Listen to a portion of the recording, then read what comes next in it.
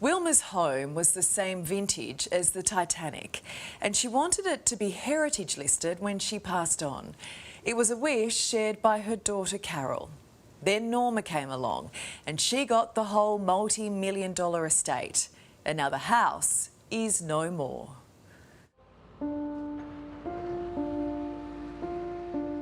It looks like a war zone. It looks like a bomb has just hit it. From beautiful to bulldozed, Wilma's grand home destroyed. Locals are scratching their hard hats. It's a bit tragic. They've got questions for the property's new owner, Norma. Can I ask you about that? Can I ask you about that? Please. Oh, no. No. I'm too shy. Demanding to know what went down at number 1 Wilson Ave. We are talking about the wishes of 2 dead women that were not carried out. That is just disgraceful. You might as well just come outside and answer some questions, Norma. No, please. I'm under Norma. She's been a person that has suddenly become the beneficiary of a multi-million-dollar estate. I'm going, honestly. I'm the one who's stressed and a victim here. I just don't like the attitude. 1 Wilson Ave, a beacon of Belmore in Sydney's southwest. A huge homestead on a double lot, proudly flying the Aussie flag since 1911. It was also a tennis club. Locals hit the court out back under the keen eye of coach and homeowner Wilma Heinsohn. She was still coaching into her 80s. Wilma was one of a kind.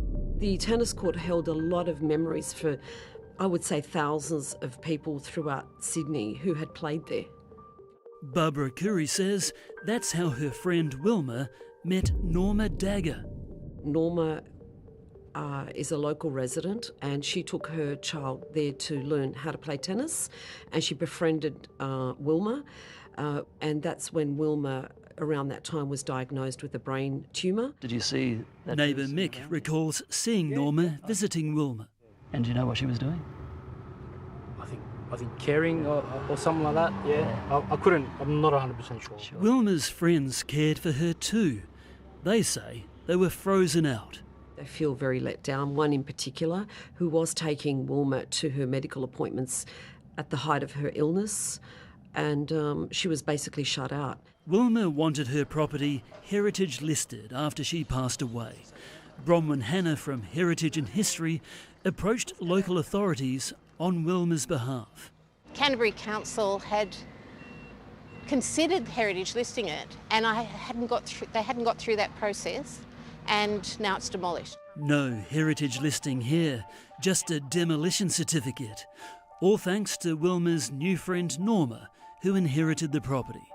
I see the demolition crew is in full swing at Belmore. Can I ask you about that? We approached Norma for a chat. Why are you developing this site against the wishes of the previous owner?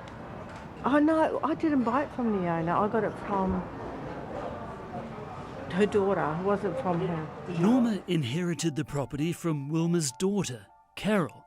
She was a music lover living in London. Emails show Carol was following her mum's wishes to protect the property for the community. It was very, very clear that Carol wanted it heritage listed and protected. But Carol was also fighting a losing battle against cancer. By the time that Carol arrived in Sydney around October, November 2020, Norma had befriended Carol for whatever reason. Carol died just 16 months after her mum, Wilma. Norma inherited Carol's entire estate worth several $1 million. We had an agreement. Yeah. An agreement? Could you explain that agreement? Oh, please. No, Norma? We're not suggesting Norma's done anything wrong, but her response to seek refuge in a garden centre is a coincidence, given the huge palm tree at her Belmore demo site has come a cropper. Norma, are you shopping for a new palm? Because the one in your front yard's dying. What happened to that? I don't know. How this property ended up in Norma's hands is the chat of Belmore. Norma became the sole beneficiary and executor of Carol's estate 19 days prior to her death. How well did you get to know Carol? God, you're just making a story out of nothing, really.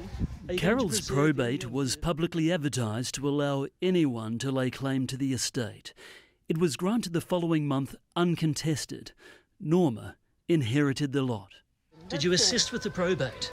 Huh? Did you assist with the probate? Yes. Barbara recalls Norma telling her a different story about how she took possession of the home. She said to me quite clearly she'd bought it from the daughter, and I said for how much, and there was a blank look on her face. So, well over a century of history razed to the ground. Irreplaceable memorabilia tossed in the skip. It was the icon of the suburb, was the icon, yes. Yeah, sadly. Very sad, Yeah. very sad. I love that place, but they're rezoning the whole area. You love the There's place? going to be units just across, right next to me. You know, they've rezoned the area. Canterbury Bankstown Council is a rezoning Goliath. Barbara Curry's passion against overdevelopment saw her elected at the last council election. Why did she take title to this property, knowing that these two women didn't want it demolished? It's just extraordinary. Extraordinary, maybe. Yet it looks like game, set and match to Norma. You haven't done anything wrong, so you can film as much as you want. You need two sides of a story. Well, you were given plenty of opportunity to tell your side of the story, Norma, and chose not to. It's so sad to see such a beautiful piece of history demolished like that.